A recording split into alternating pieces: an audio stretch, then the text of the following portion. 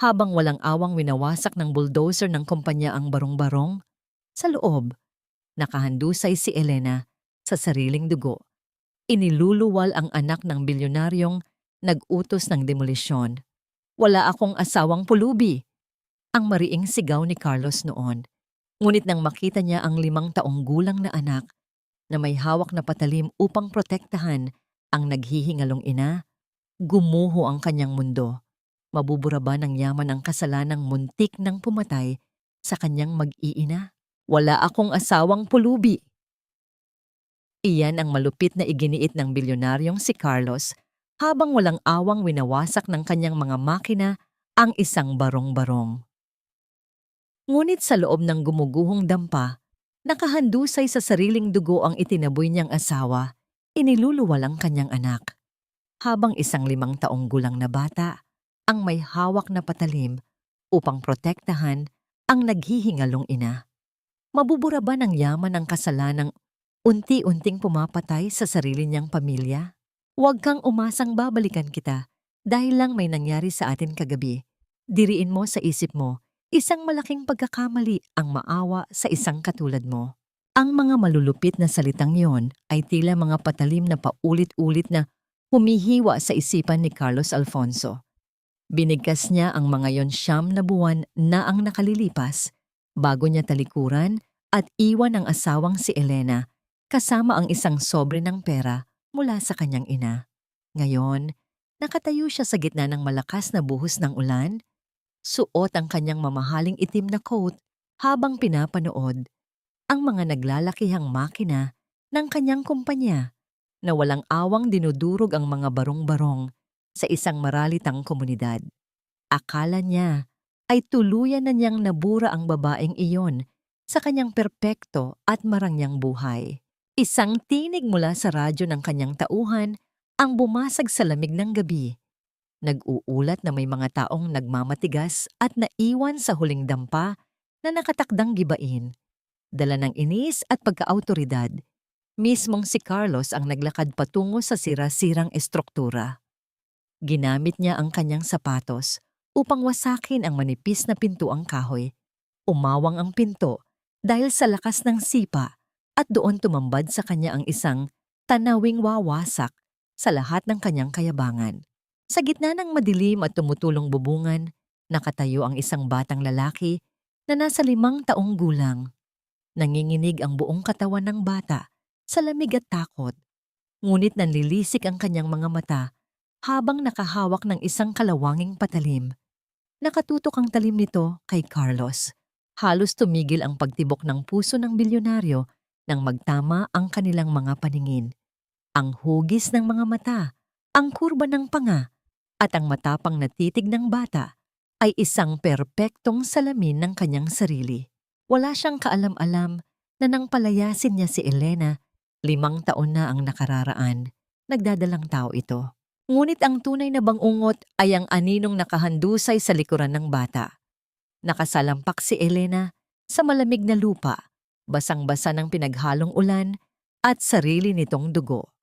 Ang kanyang mukha ay kasing puti ng papel, nakangiwi sa matinding sakit, habang pilit na iniluluwal ang isang sanggol. Ang bunga ng gabing inakala ni Carlos na isang pagkakamali lamang. Ang babaeng minsan niyang ipinagmalaki at kalaunan ay tinapakan, ngayon ay naghihingalo sa gitna ng putikan dahil mismong ang mga makina niya ang nag-utos na wasakin ang nag-iisa nitong silungan. Nanigas ang buong katawan ni Carlos. Ang lalamunan niya ay tila sinakal ng isang hindi nakikitang kamay. Nawala ng pakiramdam ang kanyang mga binti habang unti-unting pinoproseso ng kanyang utak ang bigat ng kanyang kasalanan. Ang kayamanan, ang kapangyarihan, ang mga titulong ipinagmamalaki niya sa mataas na lipunan, lahat ay biglang naging walang kwenta sa harap ng duguang senaryong ito. Isang malakas na tulak mula sa likuran ang nagpatumba kay Carlos. Isang matandang babae, si Tita Flor, na kapitbahay ni na Elena, ang sumugod sa kanya habang umiiyak nang humahagulgol. Dinuro nito ang mukha ng bilyonaryo. Isinisigaw na siya ay isang halimaw, isang walang pusong demonyo na walang ibang ginawa, kundi yumarap sa mga walang kalaban-laban. Sa kauna-unahang pagkakataon sa kanyang buhay, hindi lumaban si Carlos. Bumagsak ang kanyang mga tuhod sa maruming putikan. Hindi niya alintana ang dumi na kumakapit sa kanyang mamahaling damit. Ang tanging nakikita niya ay ang duguang kamay ng kanyang asawa na nakakuyom sa sakit. Dahan-dahang gumapang si Carlos at binuhat ang nanghihinang katawan ni Elena. Sa huling dulo ng lakas ng babae, kasabay ng isang matining na iyak ng isang bagong silang na sanggol na umalingaw-ngaw sa gitna ng kulog, iminulat ni Elena ang kanyang mga mata. Tiningnan niya si Carlos ng may matinding puot at sa isang pabulong na tinig na mas matalim pa sa anumang patalim, isinumpa niya ang pagdating nito bago tuluyang nawalan ng malay sa kanyang mga bisig. Sa loob ng umaandar na ambulansya, hawak ni Carlos ang nanlalamig na kamay ni Elena habang nakatingin sa monitor ng puso. Bawat patak ng luha niya ay kasabay ng pagdarasal na sana ay hindi pa huli ang lahat para itama ang kanyang mga pagkakamali. Ngunit ang mabilis na pag-andar ng sasakyan ay sinundan ng isang mahaba, nakakabingi at walang patid na tunog mula sa makina na nagbabantay sa tibok ng puso ng kanyang asawa. Kasabay ng nakakikilabot na tunog na yon, dahan-dahang dumulas ang kamay ni Elena mula sa kanyang pagkakahawak na hulog ng walang buhay sa gilid ng higaan.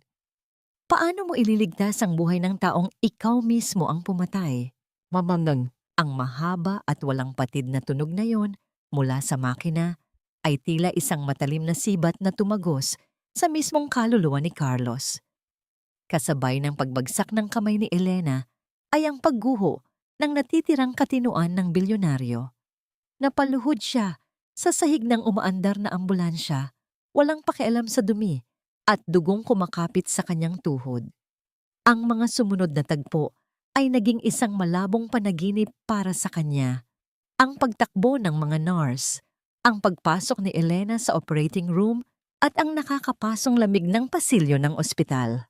Nakaupo siya ngayon sa malamig na bakal na upuan sa labas ng emergency room. Ang kanyang puting kamiseta, na dating plansado at malinis, ay nabahiran na ng tuyong dugo at putik. Ang kanyang mga kamay ay nanginginig pa rin. Isang malakas na hampas sa kanyang balikat ang nagpabalik sa kanya sa realidad. Isang luma at nangingitim na plastic bag ang ibinato sa kanyang mukha. Pag-angat niya ng paningin, nakita niya si Tita Flor. Ang mga mata nito ay namumula sa matinding galit at pag-iyak.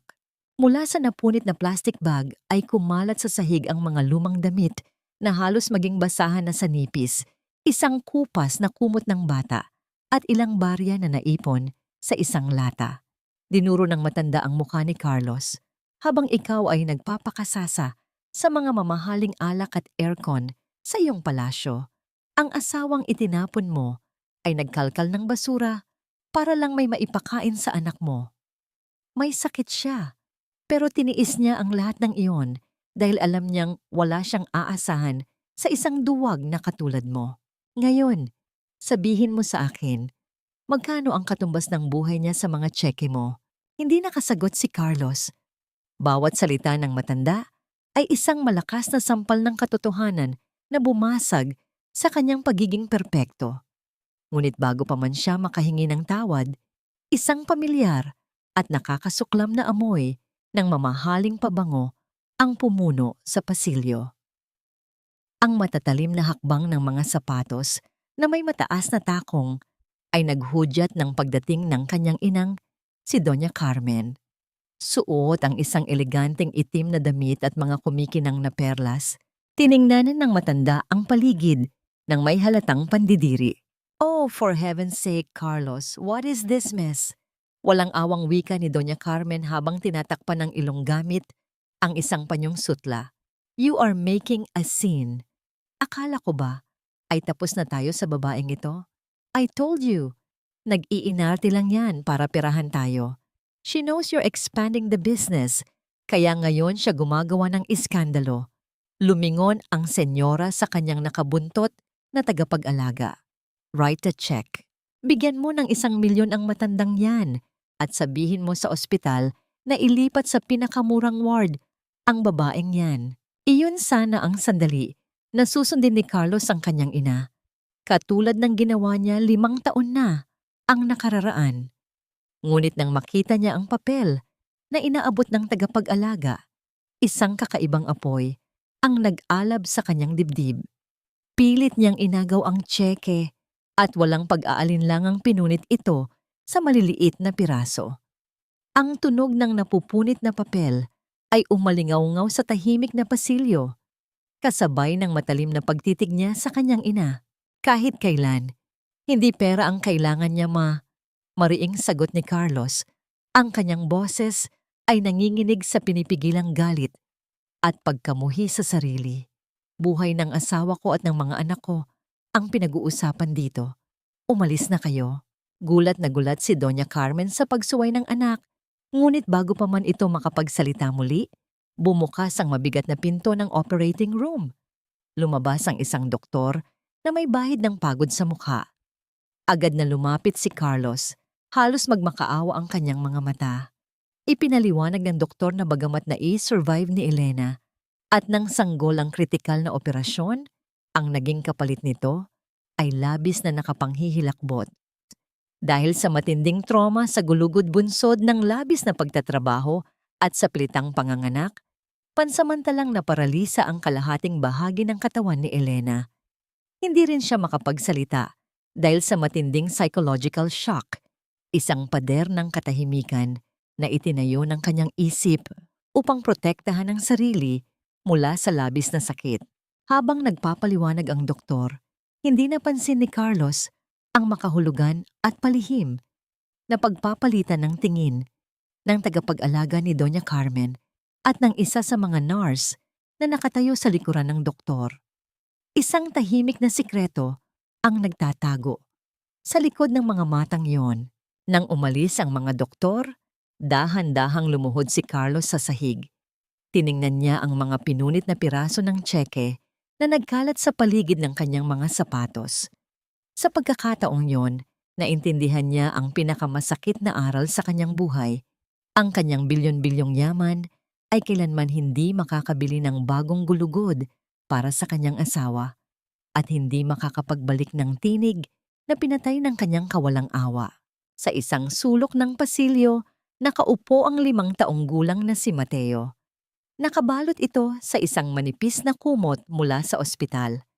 Nilapitan siya ni Carlos, nais sanang yakapin ang anak na ngayon lamang niya nakilala. Inabot niya ang kanyang nanginginig na kamay patungo sa bata.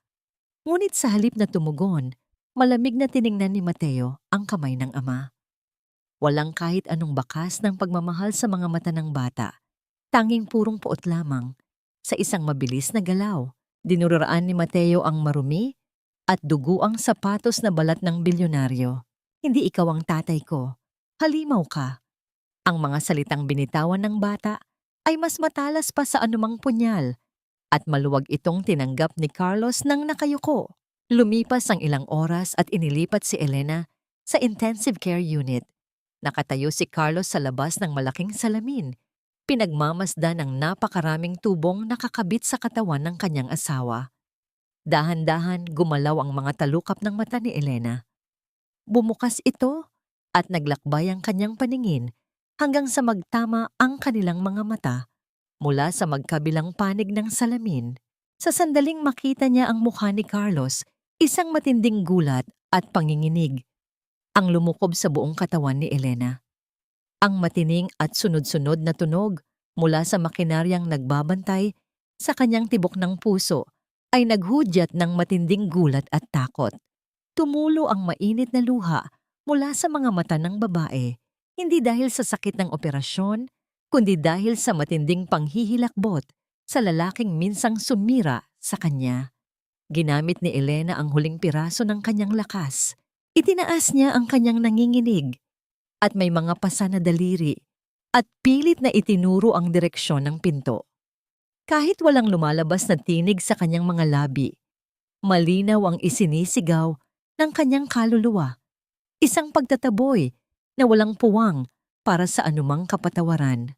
Kaya, ang malamig at perpektong katahimikan ng mansyon ng mga Alfonso ay tuluyang nawasak ng pabagsak na isara ni Carlos ang pinto ng kanyang malawak na kwarto. Sa loob ng naglalakihang mga pader na napapalamutian ng mga mamahaling dibuho, nagsimula siyang magsalansan ng iilang simpleng damit sa isang lumang duffel bag. Ang mga kamay niyang sanay pumirma ng mga kontratang nagkakahalaga ng bilyon-bilyon ay mabilis na gumagalaw. Pilit na tinatakasan ang mundong minsang sumira sa pamilyang hindi niya nabigyan ng halaga. Bumukas ang pinto at iniluwal nito si Doña Carmen. Tila isang reyna na nasugatan ng kanyang pride, nakataas ang kilay ng matanda habang pinagmamasdan ang ginagawa ng kanyang nag-iisang tagapagmana. Ang kanyang boses ay kalmado, ngunit nagtataglay ng nakakalasong talim na sanay mang manipula. Ano na naman bang drama ito, Carlos? Malamig na tanong ng kanyang ina habang naglalakad palapit. Ang mga matang mapanghusga ay nakapako sa bag na dala ng anak. Are you out of your mind? Itatapon mo ang buong imperyo natin para sa isang lumpong babae na walang ibang ginawa kundi hilahin ka pababa. Ginagawa ko ito para sa iyo, anak. I am protecting you. Lahat ng desisyon ko, kahit gaano pa kasakit tingnan, ay para masiguro ang kinabukasan mo. Isang araw, pasasalamatan mo ako. Tumigil si Carlos sa pag-iempake. Hinarap niya ang kanyang ina at sa kauna-unahang pagkakataon sa buong buhay niya, nakita niya ang tunay na anyo ng halimaw na nagtago sa likod ng pagmamahal ng isang magulang. Kung ang pagprotekta sa akin ay nangangahulugan ng pagpatay sa asawa ko at pagpapalaki sa anak ko sa kalsada, mas nanaisin ko pang mamatay nang walang kahit anong pangalan, ma. Mababa at puno ng hinanakit ang boses ng bilyonaryo. Isang nakakabininging katahimikan ang namayani sa pagitan nilang dalawa bago muling nagsalita ang senyora.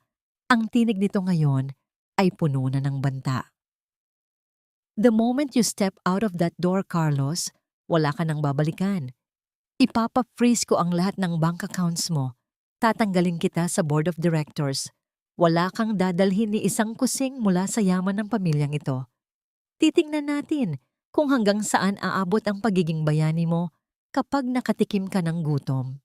Walang sinabi si Carlos. Sa halip, dahan-dahan niyang hinubad ang kanyang mamahaling gintong relo na gawa sa Switzerland at ipinatong ito sa ibabaw ng salaming mesa. Sumunod niyang dinukot sa kanyang bulsa ang mga susi ng kanyang sports car at ang isang salansan ng mga platinum credit cards. Inilapag ang mga ito sa tabi ng relo. Tinalikuran niya ang lahat ng karangyaan, bit-bit lamang ang maliit na bag ng mga lumang damit at tuluyang naglakad palabas ng kanyang marangyang silid. Habang naglalakad siya palabas ng nagtataasang tarangkahan ng mansyon, hindi niya napansin ang isang figura na nakatago sa dilim ng mga matataas na halaman. Isang mabilis na pag-ilaw mula sa lente ng isang kamera ang sumalo sa kanyang pag-alis. Tahimik na kinukuhaan ng litrato, ang bilyonaryong tumalikod sa kanyang kaharian. Ang may hawak ng kamera ay nanatiling nakatago sa anino. Isang lihim na matang nag-aabang sa kanyang pagbagsak. Ang parusa ng realidad ay agad na sumalubong kay Carlos sa ilalim ng malupit at nakapapasong sikat ng araw sa Maynila. Wala ang kanyang air-conditioned na sasakyan, wala ang kanyang chopper.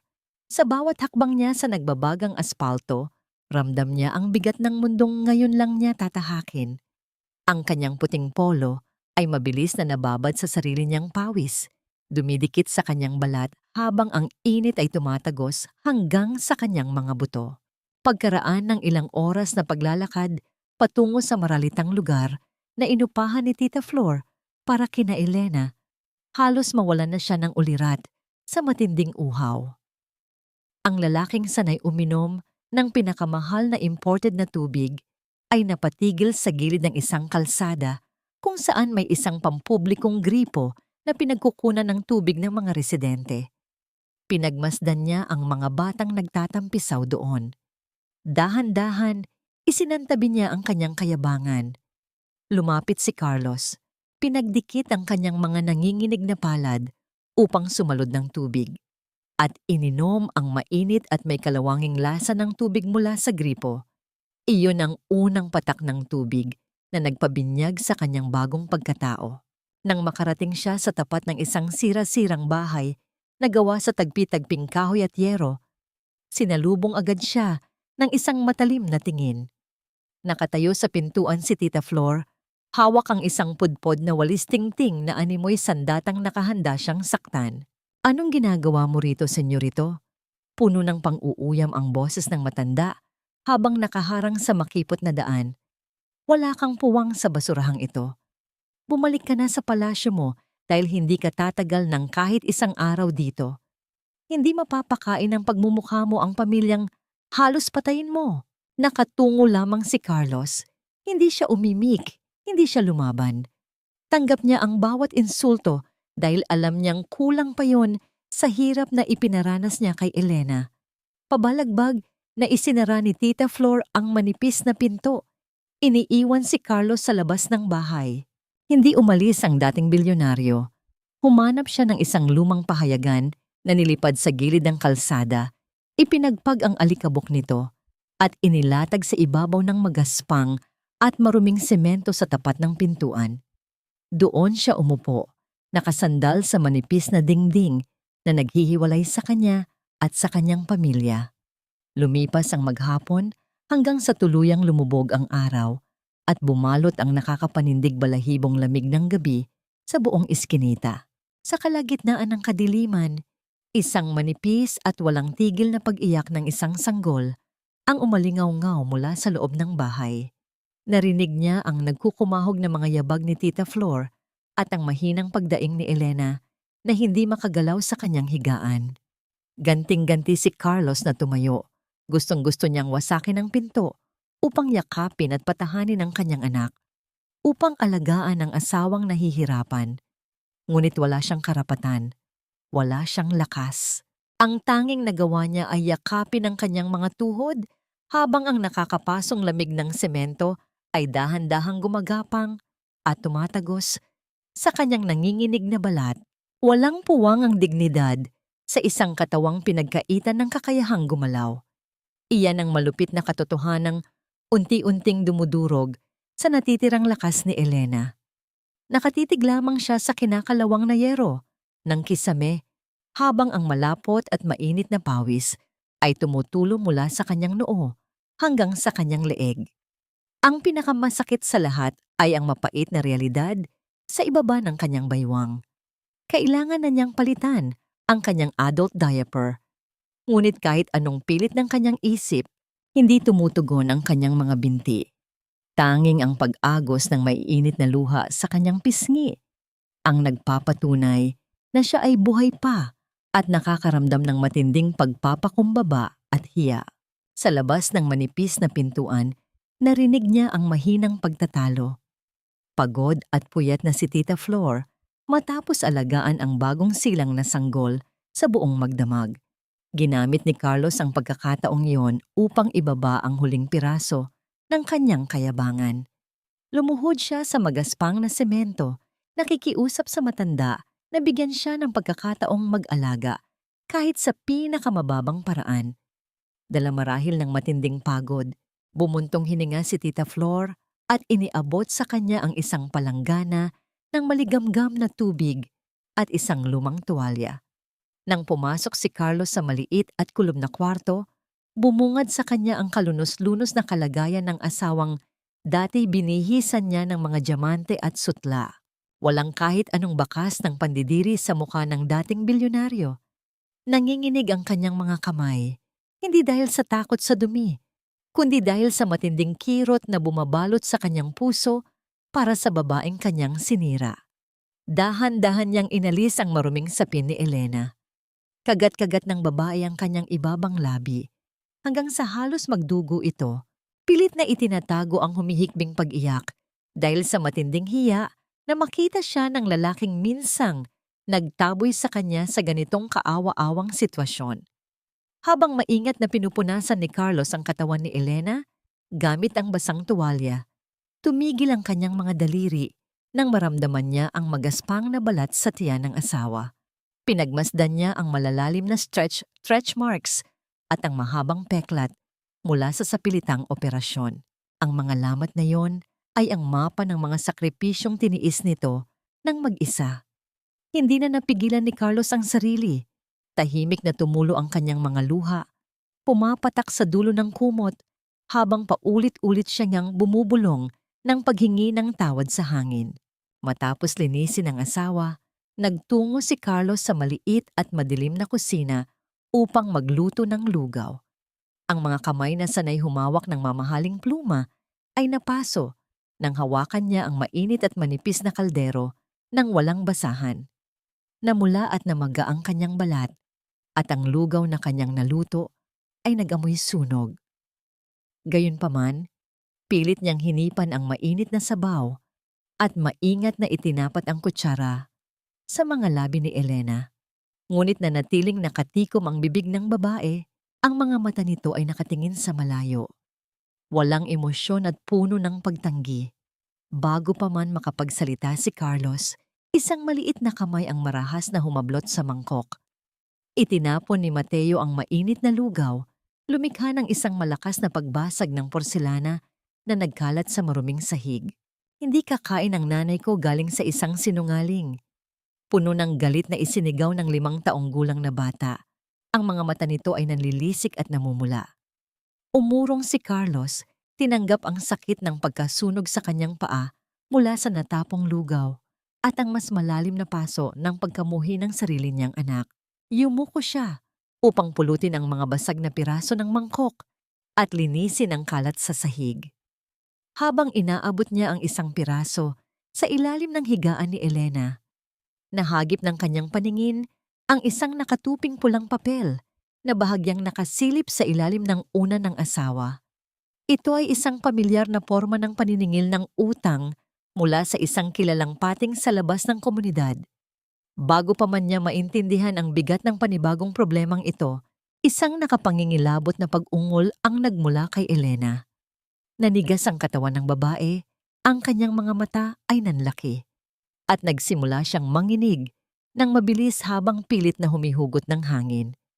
May makapal na plemang bumara sa kanyang lalamunan dahil sa hindi tamang posisyon ng pagkakahiga. Nabitawan ni Carlos ang mga basag na porselana. Nataranta siya, wala siyang alam sa paunang lunas, wala siyang dalang telepono, at higit sa lahat, wala siyang ni isang sentimo sa kanyang bulsa upang tumawag ng doktor. Ang bilyonaryong sanay mag-utos sa daan-daang empleyado ay naiwang walang kalaban-laban sa loob ng isang barong-barong.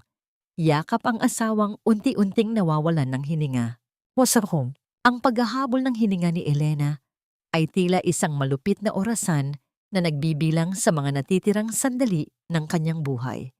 Nababalot ng matinding panlalamig ang buong katawan ni Carlos habang hawak-hawak ang nanginginig na balikat ng asawa. Mabuti na lamang at ang nakakakilabot na tunog ng paghihirap ni Elena ay umabot sa pandinig ni Tita Flor. Mabilis na pumasok ang matanda. Itinulak palayo ang naguguluhang si Carlos at agad na ipinihit ng patagilid ang katawan ni Elena. Gamit ang isang malinis at maliit na basahan, mabilis at maingat na inalis ng matanda ang namuong plema sa bibig ng pasyente habang hinahagod ang likod nito. Unti-unting bumalik ang normal na kulay sa mukha ni Elena, kasabay ng malalim na paghugot niya ng hangin. Nakasandal si Carlos sa pader. Umiiyak ng walang tunog habang pinapanood kung paano muntik mamatay ang asawa niya dahil sa kanyang kawalang alam. Mula sa gabing iyon, tinanggap ni Carlos ang kanyang pinakamababang posisyon bilang isang mag-aaral. Hindi na siya ang CEO na nag-uutos. Siya na ang sumusunod sa bawat masungit na tagubilin ni Tita Flor. Tinuruan siya nitong maglinis ng sugat, magpalit ng damit ng walang nasasaktang pasyente, at maghiwa ng mga murang gulay. Ginawa niya ang lahat ng tahimik at masunurin, tulad ng isang batang natatakot magkamali. Ngunit kahit gaano niya subukang maging maayos, nandyan si Mateo upang siguraduhing hindi magiging madali ang kanyang buhay. Ang bata ay naging isang maliit na rebeldeng punong-puno ng galit. Itinatago ni Mateo ang nag-iisang sabon panlaba at minsan ay sinasadyang ibuhos ang maruming tubig sa mga damit na kakalaba pa lamang ni Carlos. Hindi kailanman sinigawan ni Carlos ang bata. Sa bawat pagtapon ni Mateo ng mga damit sa putikan, tahimik itong pupulutin ni Carlos at ibabalik sa batya. Pagsapit ng hating gagabi, habang tulog na ang lahat, makikitang nakayuko ang dating bilyonaryo sa ilalim ng malamig na tubig mula sa sirang poso. Kinukusot muli ang mga damit gamit ang kanyang mga kamay na ngayon ay namamaga, namumula, at nagbabalat na dahil sa matapang at murang sabon. Minsan, nahinto siya sa paglalaba at napatingin sa kanyang mga palad. Ang parehong mga palad na pumirma sa kasunduang palayasin si Elena, ngayon ay nagbabayad ng utang sa pamamagitan ng mga sugat. Sa loob ng madilim na kwarto, gising pa si Elena.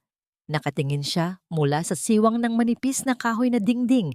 Pinagmamasdan ng lalaking minsang nagtapon sa kanya na ngayon ay nagtitiyagang maglaba sa gitna ng lamig ng gabi. May isang kakaibang kirot na gumapang sa kanyang dibdib. Isang maliit na pinto ng awa, ang tila gustong bumukas sa kanyang puso. Ngunit sa tuwing naalala niya ang malakas na pagbagsak ng pinto ng mansyon, ang pag-ulan ng pera sa kanyang mukha habang ipinagtatabuyan siya ng ina ni Carlos, mabilis siyang umiwas ng tingin at mariing ipinikit ang kanyang mga mata. Hindi niya hahayaang malinlang muli ng mga gawa-gawang pag-asa. Samantala, sa labas ng makipot na kalsada ng barong-barong, isang itim at makintab na sasakyan na may mga tinted na salamin ang dahan-dahang gumulong. Tila isang anino na nagmamatyag sa gitna ng kadiliman. Hindi ito nagtagal at mabilis ding nawala. Ngunit ang presensya nito ay nag-iwan ng isang tahimik na banta. Pagsapit ng madaling araw, isang malakas na pag-ungol ng hangin ang bumasag sa katahimikan, na sinundan ng malalaking patak ng ulan na walang awang bumayo sa bubong na yero. Maraming butas ang lumang kisame ng bahay. Isa sa mga tagas ng tubig ay tumutulo ng direkta sa higaan ni Mateo. Nang hawakan ni Carlos ang bata upang ilipat ito ng pwesto, tila napaso siya. Nag-iinit ang buong katawan ni Mateo. Ang mukha nito ay namumula at ang paghinga ay mabigat at mainit. Nag-aalalang hinawakan niya ang leeg ng bata. Apoy, sa init ang balat nito. Mabilis niyang kinapa ang kanyang mga bulsa, ngunit natagpuan niya itong walang laman. Wala siyang pera. Wala siyang sasakyan upang dalhin ang bata sa ospital. At ang ulan sa labas ay mas lalong nagiging marahas. Tila kinukutya ang kanyang kawalang kakayahan na maging isang ama. Ang init na nanggagaling sa katawan ni Mateo ay tila isang nagbabagang bakal na pumapaso sa balat ni Carlos. Sa gitna ng dilim at ingay ng ulan, naramdaman niya ang mabilis at mababaw na paghinga ng bata. Isang senyales na ang lagnat nito ay nasa mapanganib na antas na. Sinubukan niyang tawagin si Tita Flor, ngunit ang matanda ay kasalukuyang abala sa pagpatahan sa bagong silang na sanggol na tila nararamdaman din ang tensyon sa loob ng bahay. Wala nang panahon para mag-isip. Wala nang oras para mag-alinlangan. Kinuha ni Carlos ang isang malaking piraso ng plastik na ginagamit nilang pantakip sa mga butas na bubong. Ibinalot niya rito si Mateo ng maingat. Tinitiyak na hindi ito mababasa ng ulan. Binuhat niya ang anak sa kanyang mga bisig at lumabas sa gitna ng nagngangalit na bagyo. Wala siyang pera para sa tricycle at wala ring chopper na mga ngahas lumabas sa ganito kalakas na ulan. Ang tanging pag-asa niya ay ang pampublikong klinika na nasa dulo ng mahaba at bahaing kalsada. Bawat hakbang ni Carlos sa madulas at maputik na eskinita ay isang pakikipaglaban para sa kanyang buhay. Ilang beses siyang nadulas. Ang kanyang mga tuhod ay tumama sa matitigas na bato, ngunit hindi niya binitiwan si Mateo. Pinrotektahan niya ang bata gamit ang sarili niyang katawan. Ang baha ay umabot na sa kanyang mga binti, malamig at mabaho. Ngunit ang tanging nararamdaman niya ay ang init ni Mateo na nakasandal sa kanyang dibdib. Habang tumatakbo siya sa gitna ng dilim, Ang kanyang mga hininga ay naging malalim at puno ng hirap, tila ang kanyang mga baga ay sasabog na sa pagod. Ngunit sa bawat pintig ng kanyang puso, tanging pangalan ng kanyang anak ang naroroon. Nang makarating siya sa pampublikong klinika, basang-basa at nanginginig ang buong katawan ni Carlos. Ang kanyang mga paa ay sugatan at duguan dahil sa nasirang tsinelas. Pagpasok niya sa maliwanag, ngunit masikip na pasilyo, sinalubong siya ng mapanghusgang tingin ng nurse na naka-duty. Dahil sa kanyang hitsura na tila isang pulubi o kargador, hindi siya agad hinarap. Kailangan niyo munang magbayad ng registration fee bago namin matingnan ang bata, ang malamig na wika ng nurse habang hindi man lang tumitingin sa naghihirap na si Mateo. Nanginig ang boses ni Carlos habang nagmamakaawa. Wala akong pera ngayon, miss, pero kailangan siyang gamutin. Napakataas ng lagnat niya. Kahit anong gawin niyo, gagawin ko. Bayaran ko lang kayo pagkatapos. Parang awa niyo na. Tinalikuran lamang siya ng nurse, abala sa pagsusulat sa kanyang logbook. Sa sandaling iyon, tiningnan ni Carlos ang kanyang sarili. Isang bilyonaryong dati ay pinagsisilbihan ng lahat. Ngayon ay hindi man lang mabigyan ng kahit isang tableta ng paracetamol ang kanyang anak. Isang masakit na desisyon ang sumagi sa kanyang isip. Hinubad niya ang kanyang suot na jacket, isang mamahaling branded na damit na tanging naiwan sa kanya mula sa kanyang dating buhay. Inilapag niya ito sa mesa ng nurse. Ito na lang ang meron ako. Mahal ang tela nito, higit pa sa registration fee niyo. Parang awa niyo na, gamutin niyo ang anak ko. Dahil marahil sa matinding desperasyon sa mga mata ni Carlos, pumayag din ang nurse. Binigyan si Mateo ng gamot at pinahiga sa isang maliit na kama sa gilid. Buong gabi na, hindi umalis si Carlos sa tabi ng bata. Hinawakan niya ang maliit na kamay ni Mateo, binabantayan ang bawat paghinga nito. Nang magsimulang bumaba ang lagnat ng bata sa madaling araw, unti-unting iminulat ni Mateo ang kanyang mga mata. Nakita ng bata ang kanyang ama, basang-basa, may sugat sa noo, at ang mga tuhod ay puno ng pasa at dugo. Nakita niya ang pagod at pag-aalala sa mga mata ng lalaking dati ay itinuturing niyang halimaw. Sa unang pagkakataon, hindi itinaboy ni Mateo ang kamay ni Carlos. Papa Theotao na tawag ng bata.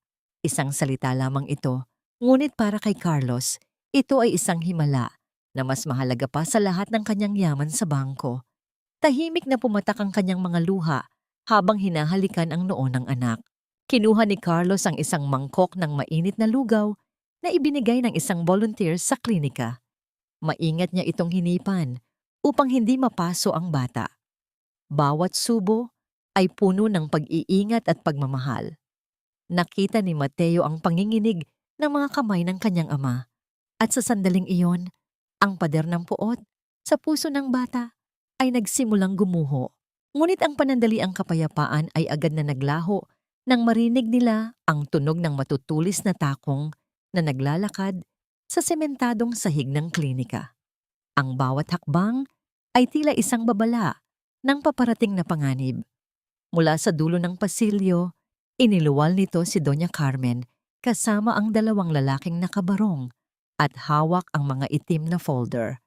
Ang kanyang presensya ay nagdala ng isang nakakasulasok na amoy ng mamahaling pabango na hindi nababagay sa amoy ng gamot at sakit sa loob ng klinika. Tiningnan ni Doña Carmen ang kanyang anak nang may halong pandidiri at pait. Look at yourself, Carlos.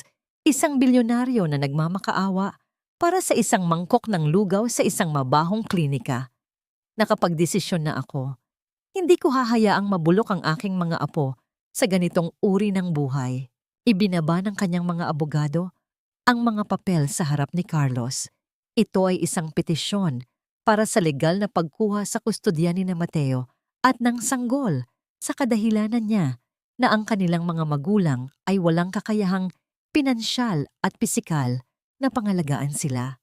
Sa gilid ng pintuan, nakita ni Carlos ang isang hindi kilalang lalaki na mabilis na nag-iwas ng tingin at may hawak na telepono. Tila nagpapadala ng mensahe kay Tita Flor tungkol sa isang bagay na hindi pa alam ni Carlos. Ang amoy ng mamahaling pabango ni Doña Carmen ay tila isang lason na pilit na sumasakal sa hanging nagmumula sa mga luma at kinakalawang na bentilador ng klinika. Sa bawat paghinga niya, itinakip niya ang kanyang panyong may burda ng ginto sa kanyang ilong, habang ang kanyang mga matang puno ng pandidiri ay naglalakbay sa mga bakas ng dugo at putik sa sahig. Ang bawat kumikinang na alahas sa kanyang katawan ay tila isang panunuya sa kahirapang nakapaligid sa kanila. "Look at you, Carlos! Para kang basahan na pinulot sa kanal." Ang mariing simula ni Doña Carmen, ang kanyang boses ay puno ng pait na binalot ng pagkukunwari. "Isang linggo ka pa lang sa labas, pero mukha ka ng hapo at talo. At ito? Ito ba ang gusto mong buhay para sa aking mga apo? Ang matulog sa mga higaang puno ng surot at kumain ng pagkaing pang-aso?" Ibinaba ng kanyang mga abogado ang mga itim na folder sa harap ni Carlos. Ang bawat pahina ay naglalaman ng mga legal na dokumento na naglalayong tahiin ang kapalaran ng kanyang pamilya. "I am doing this because I love you, anak. At dahil mahal ko ang mga batang ito. Hindi sila maaaring lumaki sa putikan. Kukunin ko sila. Dadalhin ko sila sa mansyon kung saan may maayos na silid, doktor, at kinabukasan. Ang asawa mong, iyon, ay wala ng kakayahang maging ina. She's a cripple, Carlos. Isang pabigat na hindi man lang kayang buhatin ang sarili niyang baso. Hahayaan mo bang mabulok ang mga anak mo kasama ang isang babaeng inutil?" Nanigas ang panga ni Carlos. Ang bawat salita ng kanyang ina ay tila mga latigo na humahagupit sa kanyang sugatang pagkatao.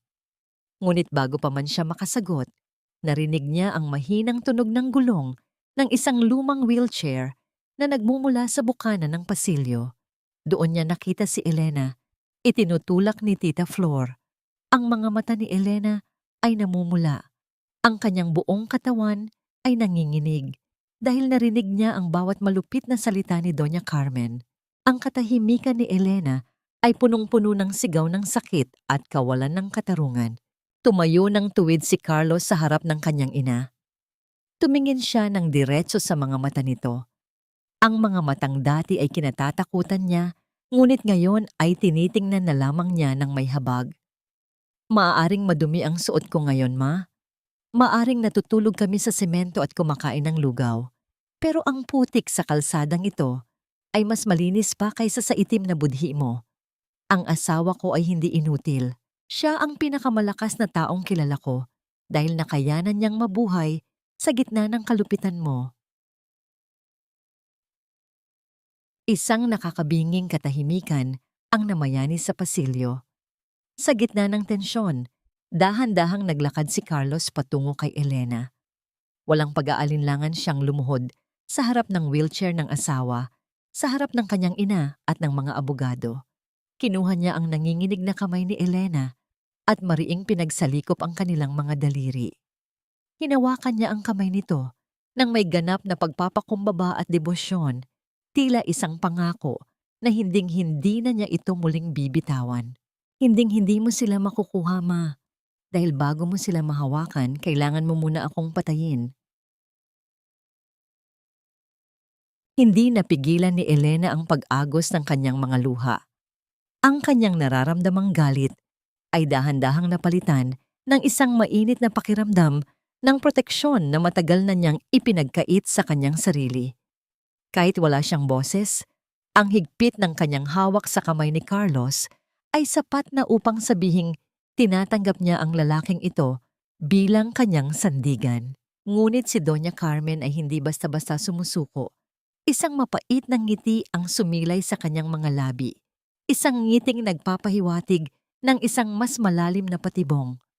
May dinukot siyang isang puting sobre mula sa kanyang bag at dahan-dahang lumapit kay Elena. Walang kaabog-abog niyang ibinagsak ang sobre sa kandungan ni Elena. Sa mismong mga binti ng babae na walang pakiramdam. "Magsaya kayo habang may oras pa.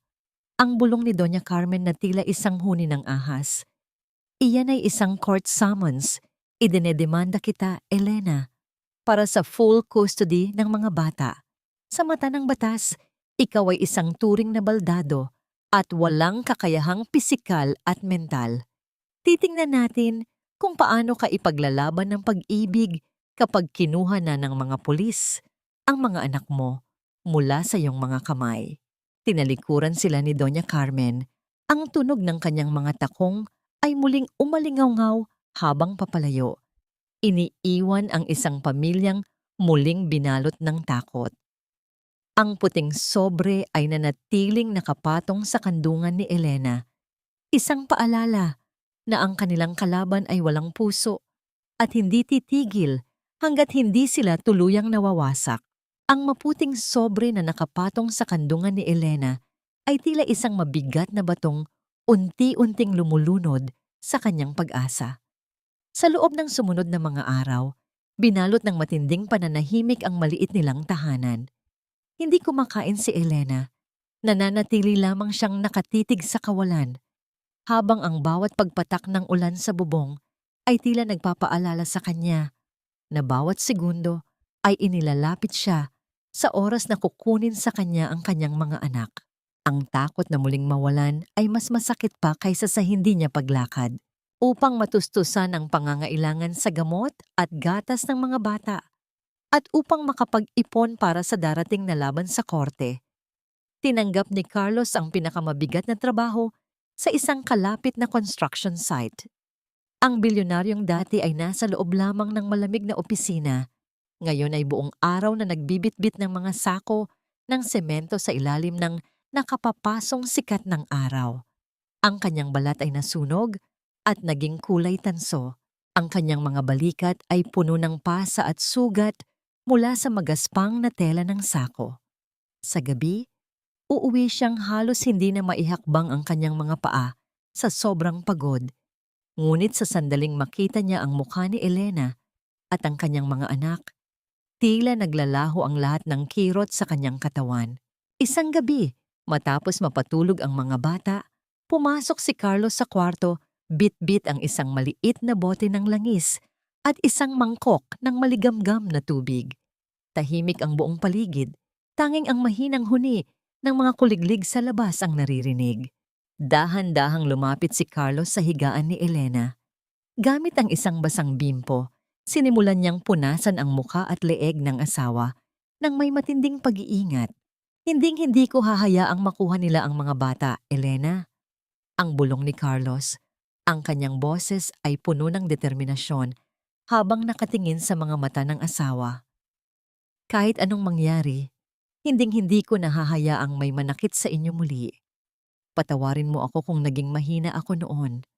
Pero ngayon, ako ang magiging lakas mo. Dahan-dahang hinawakan ni Carlos ang mga paa ni Elena. Gamit ang mainit na langis sa kanyang mga palad, sinimulan niyang hilutin ang mga binti ng asawa.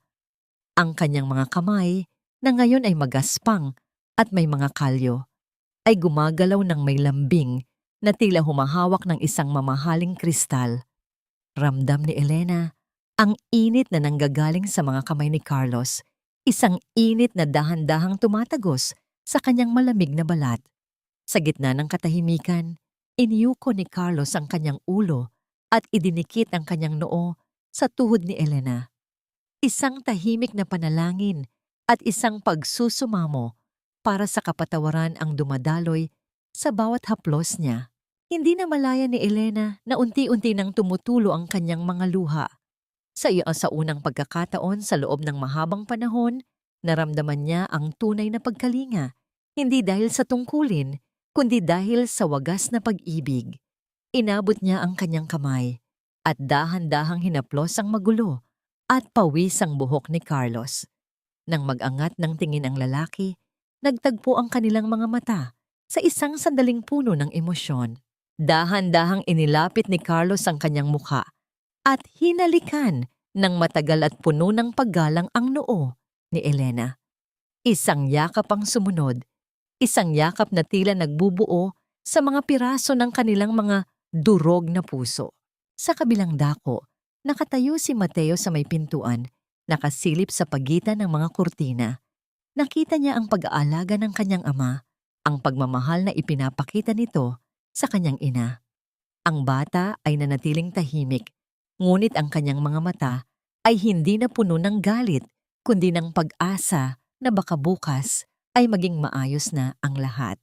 Kinabukasan, laking gulat ni Carlos nang malaman niya mula kay Tita Flor na ang lahat ng mga gamot ni Elena sa butika ay binayaran na ng isang hindi kilalang tao. Isang misteryosong benefactor ang tila nagbabantay sa kanila mula sa malayo. Sino ang taong ito na nais silang tulungan sa kabila ng kapangyarihan ni Doña Carmen? Habang ang lahat ay tila bumubuti, isang himala ang nangyari. Habang minamasahe ni Carlos ang mga paa ni Elena, isang matalim na kirot ang biglang gumuhit sa dulo ng daliri sa paa ng babae. Napasinghap si Elena, ang kanyang mga mata ay nanlaki sa gulat at tuwa. Nararamdaman niya ang sakit. Isang senyales na muling nabubuhay ang kanyang mga ugat. Ngunit bago pa man sila makapagdiwang, isang serye ng malalakas na katok ang bumasag sa katahimikan ng gabi. Ang tunog ng kamao na humahampas sa marupok na pintuang kahoy ay tila isang babala ng kamatayan. Nang buksan ni Carlos ang pinto, tumambad sa kanya ang dalawang lalaking nakauniporme, kasama ang isang social worker na may hawak na utos mula sa korte.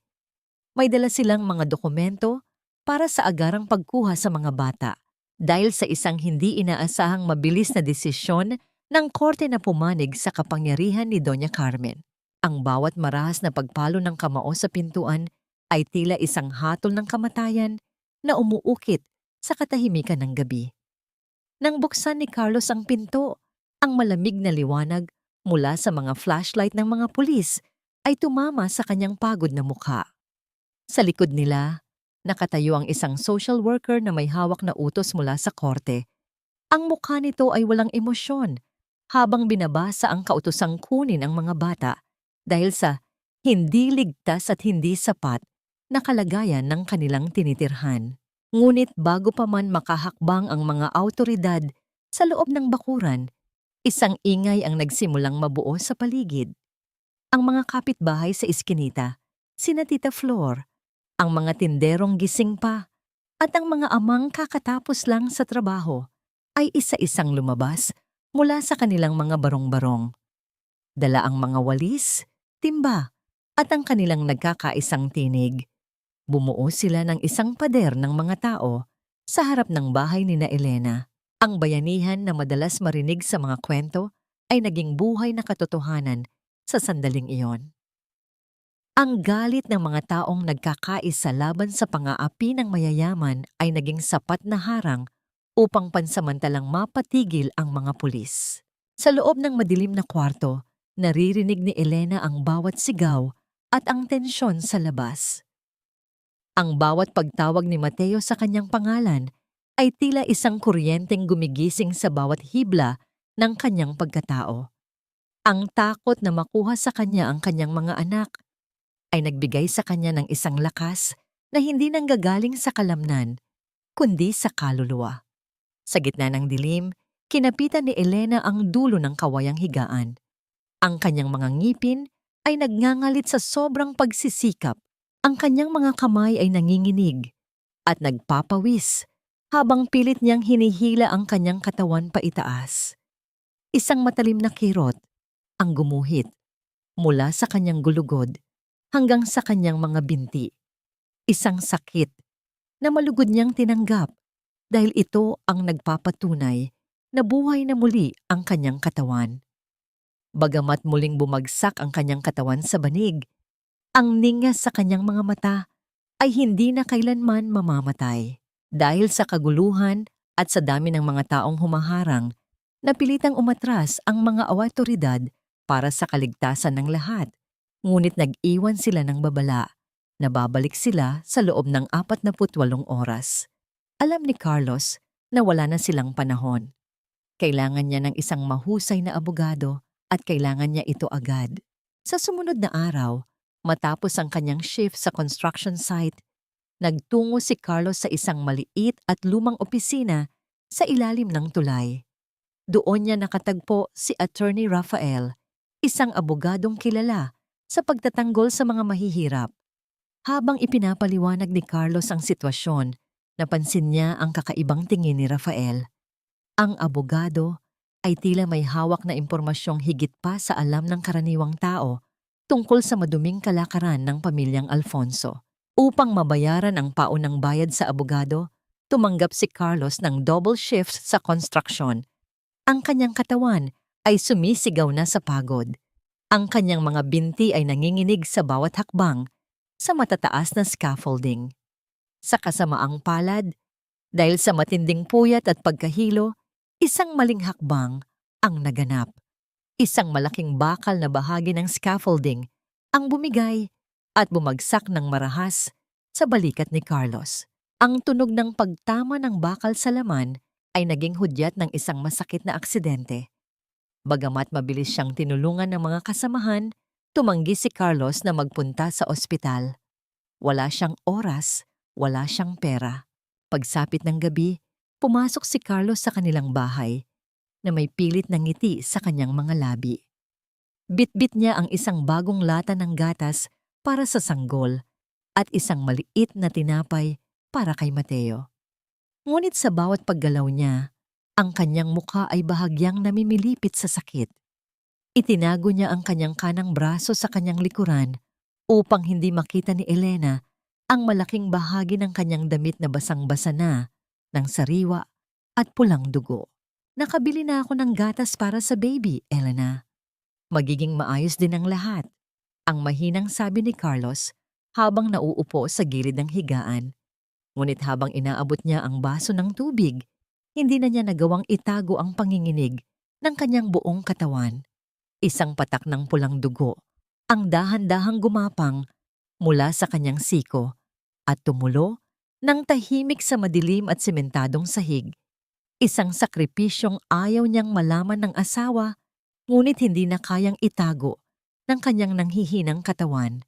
Ang amoy ng kalawang at malapot na dugo ay unti-unting humalo sa mahalumigmig na hangin sa loob ng maliit na silid.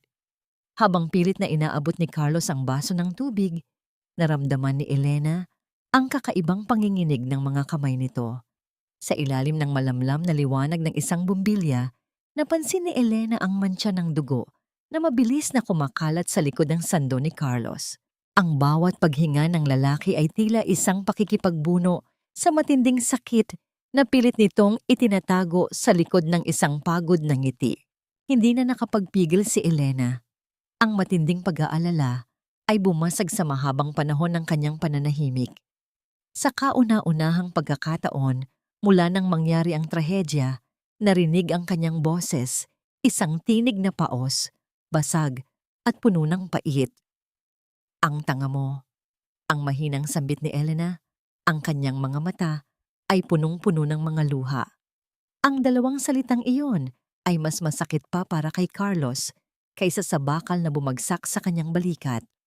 Mabilis na lumapit si Elena at gamit ang kanyang nanginginig na mga kamay, sinimulan niyang alisin ang damit ni Carlos upang linisin ang malalim na sugat nito. Sa bawat haplos ng malamig na daliri ni Elena, sa mainit at sugatang balat ni Carlos, tila muling nagdudugtong ang kanilang mga pusong matagal nang nagkahiwalay. Sa gitna ng madamdaming sandaling iyon, isang mahinang katok ang narinig mula sa pintuan. Iniluwal nito ang isang matandang babae na nakabalot ng itim na belo, si Manang Rosa, ang dating punong tagapagsilbi sa mansyon ng mga Alfonso. Ang kanyang mga mata ay puno ng pagsisisi at takot. May dala siyang isang lumang kwaderno at ilang mga orihinal na litrato na nakatago sa loob ng isang envelope. Ipinagtapat ni Manang Rosa ang katotohanang 5 taon na niyang itinatago sa kanyang konsensya. Isinalaysay ni Manang Rosa ang bawat detalye ng planong binuo ni Doña Carmen. Noong 5 taon na ang nakalilipas, ang matandang senyora ay nagbayad ng isang babaeng kamukha ni Elena upang magpakuha ng litrato sa loob ng isang hotel kasama ang ibang lalaki. Ang mga pekeng saw ng bangko at ang mga dokumento ng pagnanakaw ay sadyang itinanim ni Doña Carmen sa mga gamit ni Elena. Ngunit ang pinakamasakit sa lahat ay ang pagtatapat ni Manang Rosa na tinangka ni Doña Carmen na lagyan ng lason ang gatas ni Elena noon upang malaglag ang bata sa kanyang sinapupunan. Dahilan kaya napilitang tumakas si Elena sa gitna ng gabi nang walang kahit anong dala. Ang bawat salita ni Manang Rosa ay tila isang malakas na kulog na bumasag sa buong pagkatao ni Carlos. Napaupo siya sa sahig, ang kanyang mga kamay ay nakatakip sa kanyang muka habang ang mga balikat niya ay nayayanig sa matinding paghagulgol. Isang malalim at nakapangingilabot na iyak ng isang lalaking napagtanto ang kanyang matinding pagkakamali. Ang kanyang hinala, ang kanyang kawalan ng tiwala, at ang kanyang kahinaan ay naging sandata ng sarili niyang ina upang wasakin ang buhay ng babaeng pinakamahal niya. Sa gitna ng kanyang pagkasira, naramdaman ni Carlos ang isang mainit na haplos sa kanyang pisngi. Inangat ni Elena ang mukha ni Carlos at idinikit ang kanyang noo sa noo nito. Walang sumbat, walang galit, tanging ang wagas na pagpapatawad lamang ang makikita sa mga mata ng babae. Tapos na ang lahat, Carlos. Nandito na tayo. Ang pabulong na sabi ni Elena habang hinahayaan niyang tumulo ang kanyang sariling mga luha sa mga kamay ng asawa. Ang sugat sa balikat ni Carlos ay maaaring maghilom, ngunit ang sugat sa kanyang kaluluwa ay mangangailangan ng buong buhay na pagsisisi. Dahan-dahang tumayo si Carlos. Ang bawat patak ng kanyang luha ay tila napalitan ng isang malamig at matalim na determinasyon. Isinuot niya muli ang kanyang damit. Dahan-dahang kinukutunan ang bawat butones habang ang kanyang mga mata ay nakatitig sa kawalan ng may kakaibang dilim. Ang lalaking minsang naging sunod-sunuran sa kanyang ina ay tuluyan ng namatay sa gabing iyon. Kinuha niya ang envelope na dala ni Manang Rosa at tumingin kay Elena nang may matatag na pangako. Oras na para bawiin ang lahat ng ninakaw nila sa atin. Hindi ko nahahayaang may dumanak pang dugo bago ko matapos ang lahat ng ito. Patawarin niyo ako dahil sa gabing ito, ang bilyonaryong kinalakihan niyo ay patay na.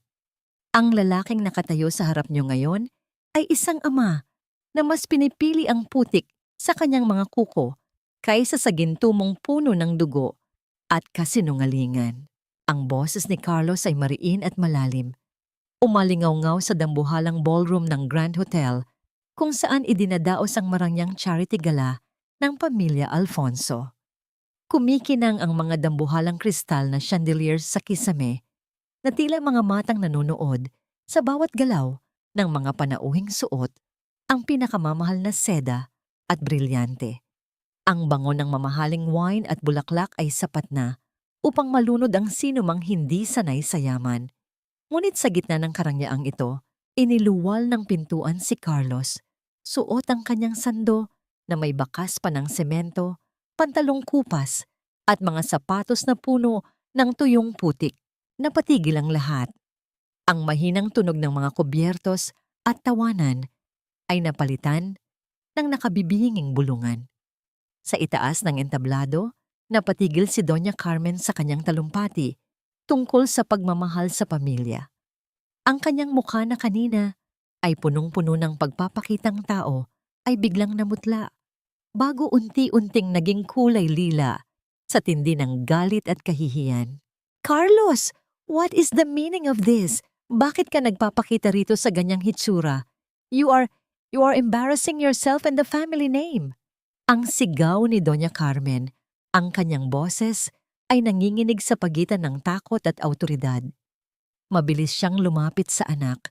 Pilit itong itinutulak palayo sa mga mata ng media. I am doing all of this for you para makuha ang mga apo ko, para maibalik ka sa pedestal na nararapat sa'yo. Huwag mong sabihing mas pinipili mo ang babaeng yon kaysa sa dangal ng mga Alfonso.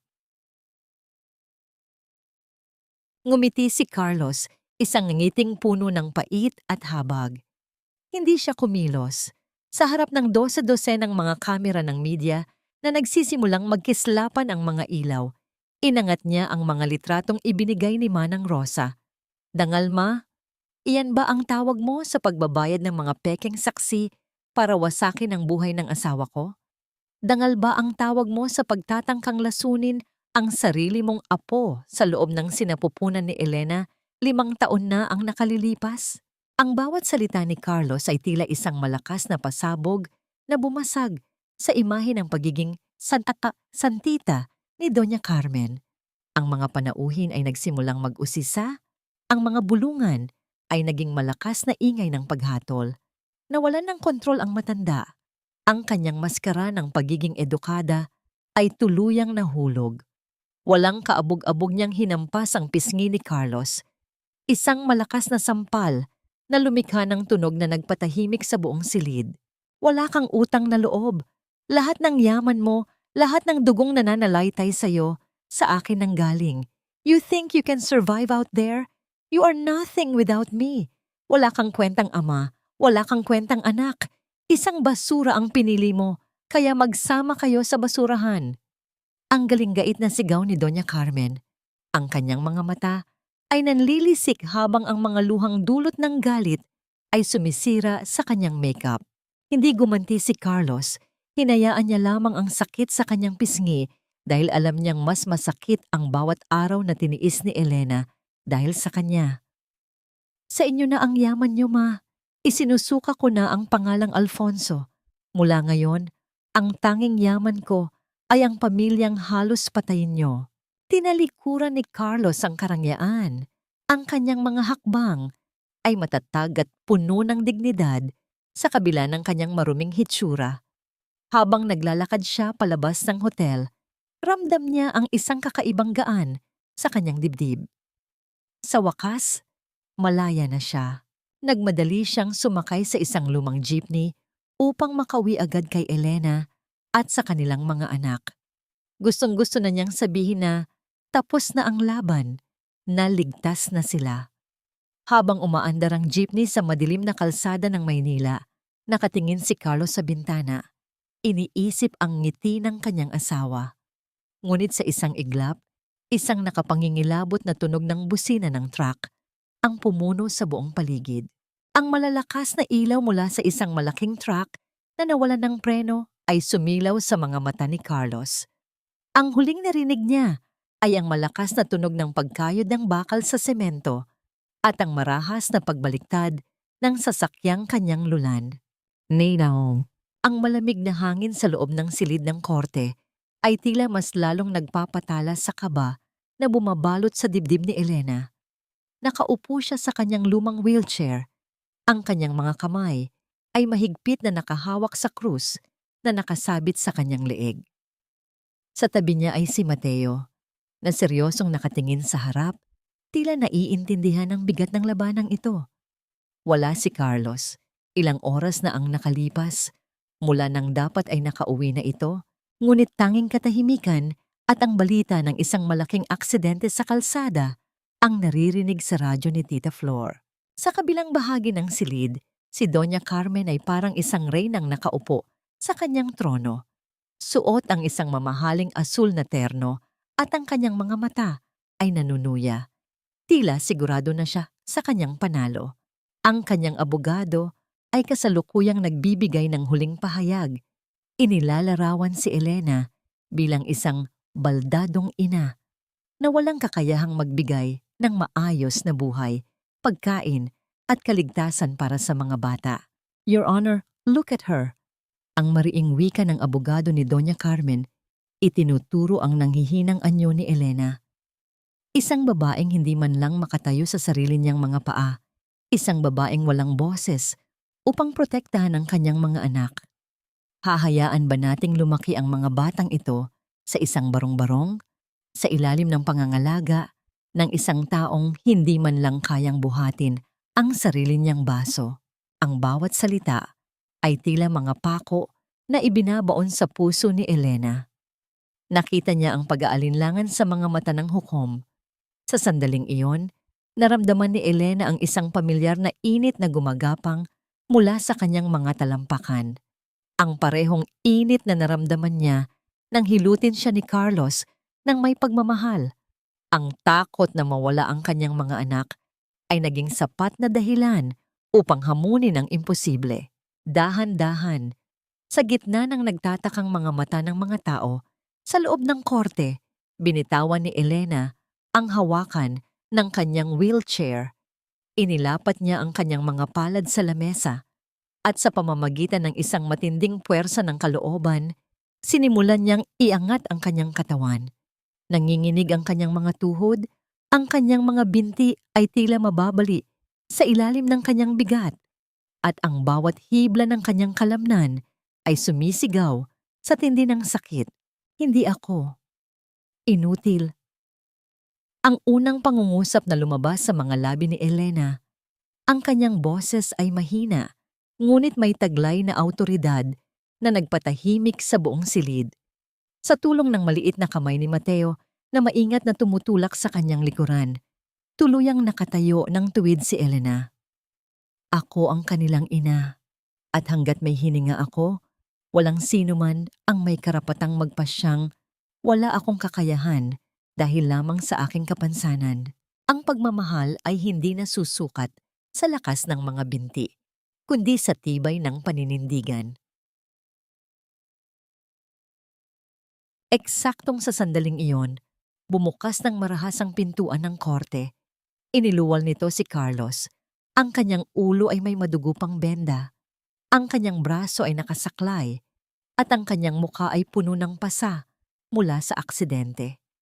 Ngunit sa kanyang kamay, hawak niya ang matitibay na ebidensyang kinuha niya mula kay Manang Rosa at ang mga dokumentong maglalaglag kay Doña Carmen sa kailaliman ng kahihiyan. Ang bawat ebidensya ng paninira, ang mga pekeng dokumento at ang pagtatangka sa buhay ni Elena ay binasa sa harap ng hukom.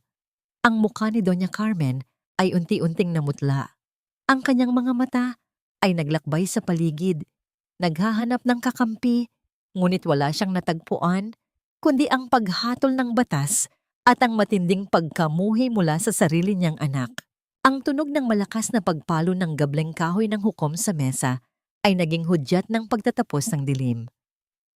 Ibinabasura ng korteng ito ang petisyon ni Carmen Alfonso. Ang buong kustodiya ng mga bata ay mananatili sa kanilang mga magulang.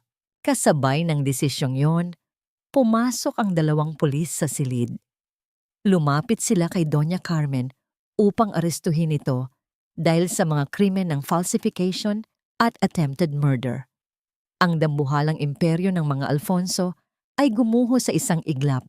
Iniiwan ang matanda na mag-isa at talunan sa gitna ng kanyang sariling kasalanan.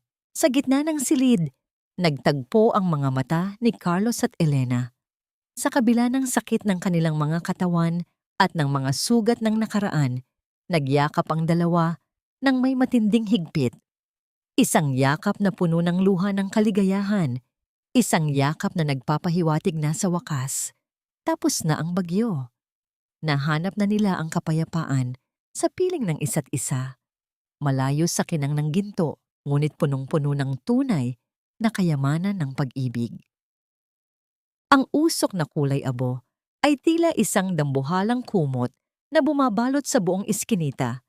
Nilalamon ang liwanag ng buwan at pinapalitan ito ng isang nakapangingilabot na kulay kahel.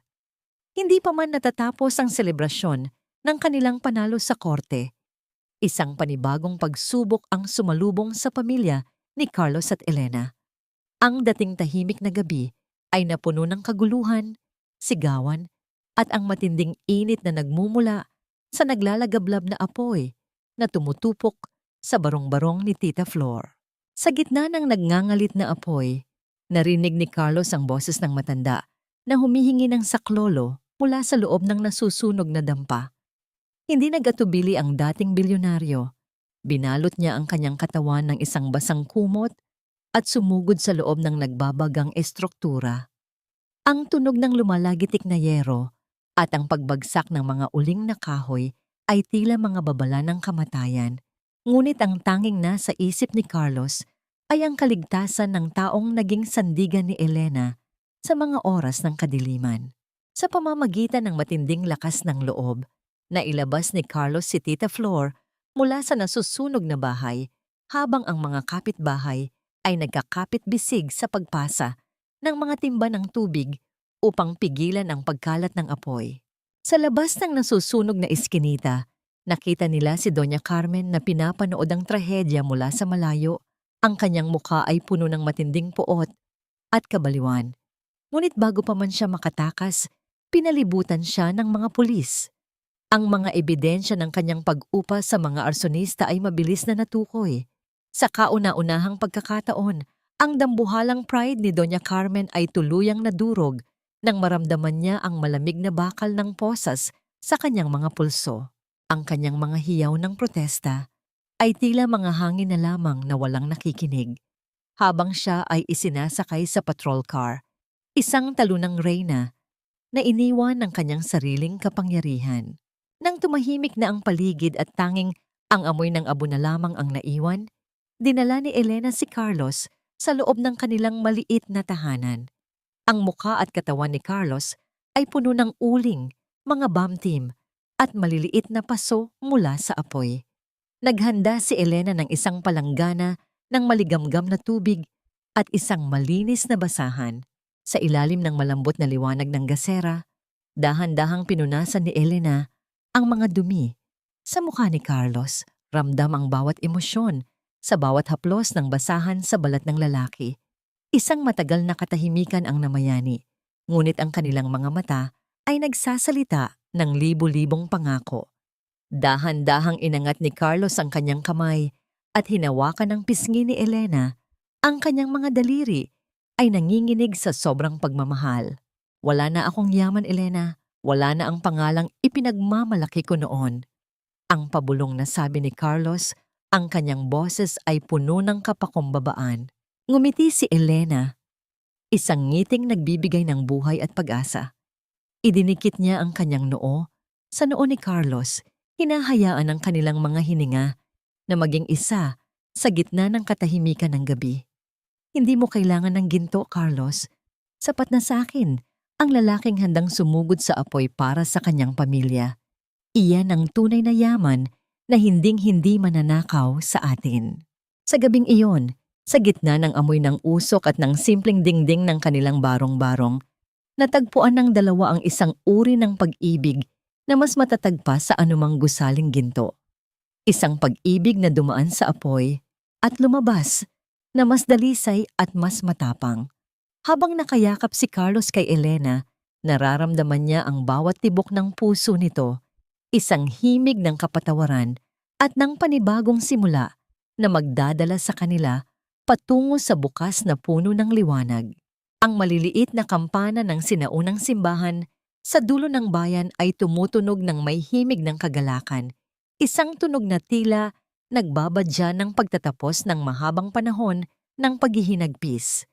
Walang naglalakihang mga bouquet ng imported na rosas, walang pulang carpet na gawa sa mamahaling pelus. Ang buong pasilyo ay napapalamutian lamang ng mga sariwang sampagwita at mga wildflowers na matiyagang pinitas ni na Tita Flor at ng mga kapitbahay mula sa mga bakanteng lote.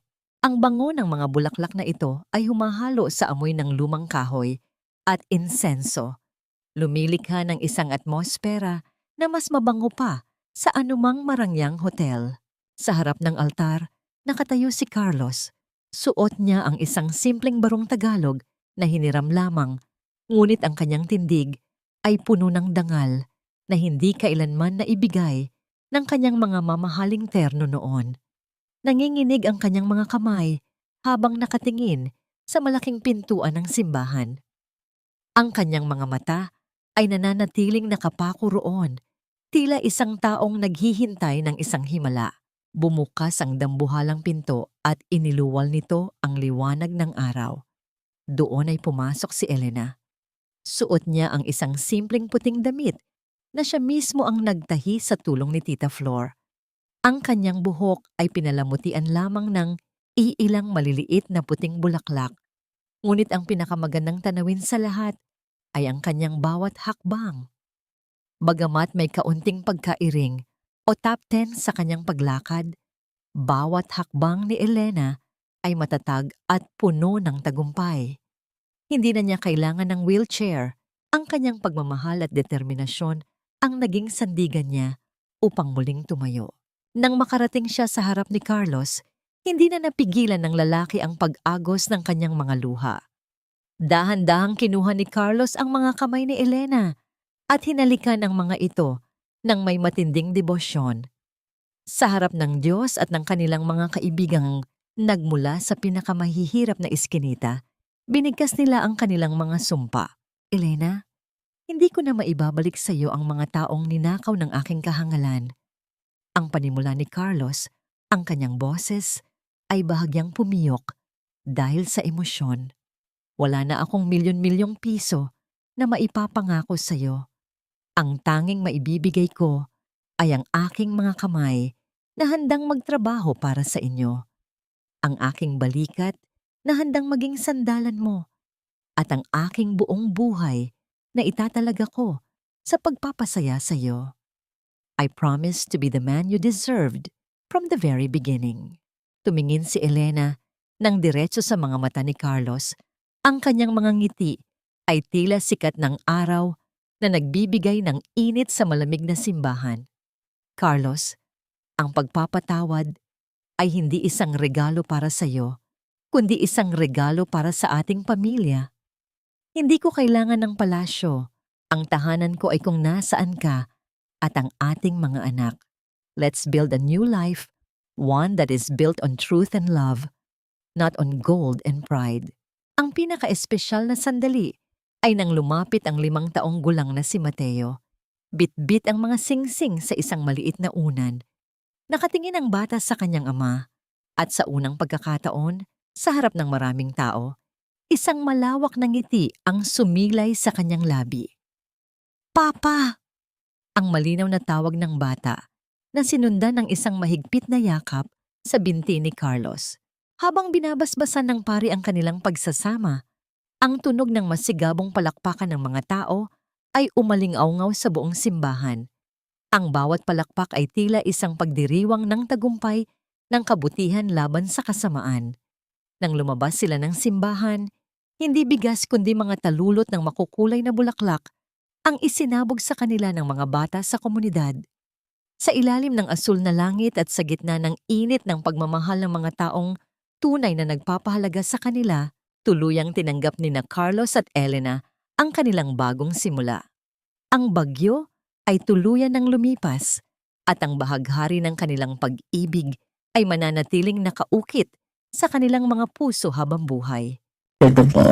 Ang dapit hapon ay nagdala ng isang malambot at kulay kahel na liwanag na dahan-dahang humahalik sa bintana ng isang maliit ngunit napakalinis na karinderya sa gilid ng kalsada. Hindi ito ang naglalakihang gusali na may pangalang Alfonso, kundi isang payak na kainan na ang tanging palamuti ay ang halimuyak ng masarap na nilagang baka at ang tunog ng mga masayang kwentuhan ng mga kapitbahay. Sa loob ng kusina, makikita ang isang lalaking nakasuot ng apron, pawisan ang noo, at abalang-abala sa pagluluto. Ang mga kamay ni Carlos na dati ay tanging panulat lamang ang hinahawakan, ngayon ay puno na ng mga kalyo at maliliit na peklat mula sa paghihiwa ng mga sangkap. Ngunit sa bawat galaw niya, may isang uri ng kapayapaan na hindi kailanman naibigay ng kanyang mga bilyon-bilyong piso noon. Ang kanyang ngiti ay hindi napilit. Ito ay nanggagaling sa kailaliman ng kanyang kaluluwa. Sa labas, nakaupo si Elena sa isang mahabang bangko, karga ang kanilang bunsong anak na ngayon ay isang masigla at mabilog na sanggol. Ang kanyang bawat hakbang kapag siya ay tumatayo upang magsilbi sa mga suki ay isang paalala ng kanyang matagumpay na pakikipaglaban sa sariling katawan. Ang kanyang kapansanan ay hindi na isang hadlang, kundi isang tanda ng kanyang pagiging isang matatag na ina at asawa. Napagtanto ni Elena na ang pagpapatawad ay hindi isang biglaang pangyayari, kundi isang dahan-dahang pagpili na ginagawa niya araw-araw. Nang piliin niyang yakapin muli si Carlos, hindi niya binura ang nakaraan, kundi binigyan niya ang kanilang kinabukasan ng pagkakataong maisulat muli ng tama. Ang galit na dati ay parang lason sa kanyang dibdib ay tuluyan ng natunaw, pinalitan ng isang malalim na pag-unawa na ang bawat tao ay may kakayahang magbago kung bibigyan ng sapat na pagmamahal at oras. Nahanap nila ang kanilang binyen, ang kapayapaang hindi nakasalalay sa kung anong meron sila, kundi sa kung sino ang kasama nila sa bawat paggising at pagtulog. Lumapit si Mateo, na ngayon ay isang matangkad at matalinong bata. Bit-bit ang kanyang mga gamit sa eskwela. Yumakap siya kay Carlos at kumuha ng isang piraso ng tinapay mula sa lamesa. Ang pagtawag niya ng papa ay hindi na bago, ngunit bawat bigkas niya nito ay tila isang musika na nagpapalimot sa lahat ng hirap na pinagdaanan ng kanyang ama. Nakita ni Carlos sa mga mata ng kanyang anak ang bunga ng kanyang pagpapakumbaba.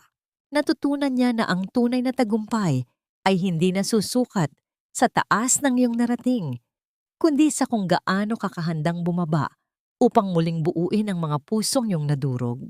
Sa malayo, ang balita tungkol sa pagbagsak ng Imperyong Alfonso at ang pagkakakulong ni Doña Carmen ay naging isang malabo na lamang na alaala. Ang matanda ay nananatiling nakakulong sa loob ng sarili niyang puot at kalungkutan, habang ang pamilyang itinaboy niya ay malayang namumuhay sa gitna ng katotohanan. Napagtanto ni Carlos na ang kayamanan ay parang tubig sa dagat. Gaano mo man ito gustong hawakan ng mahigpit, madali itong dumulas sa iyong mga daliri. Ngunit ang pag-ibig na dumaan sa apoy ng pagsubok ay parang gintong kailanman ay hindi maglalaho ang ningning. Habang nagliligpit sila ng mga kagamitan sa pagtatapos ng araw, hinawakan ni Carlos ang kamay ni Elena. Tiningnan nila ang kanilang mga anak na masayang naglalaro sa ilalim ng maliwanag na buwan. "Dito tayo masaya, Carlos," ang mahinang bulong ni Elena habang isinasandal ang kanyang ulo sa balikat ng asawa. "Ito ang buhay na pinapangarap ko noon pa man." Ngumiti si Carlos at hinalikan ang buhok ni Elena habang ang tunog ng hangin ay tila bumubulong ng isang pangako ng mas marami pang bukas na puno ng pag-asa. Ang kanilang kwento ay hindi natapos sa yaman o kapangyarihan, kundi sa isang maliit na kainan kung saan ang bawat hain ay puno ng pagmamahal at bawat tao ay tinatanggap ng may wagas na kapatawaran. Dito, sa gitna ng kanilang payak na pamumuhay, natagpuan nila ang pinakadakilang kayamanan sa buong mundo, ang pagkakaroon ng pamilyang handang magmahalan, anuman ang dalhin ng bukas. Tego.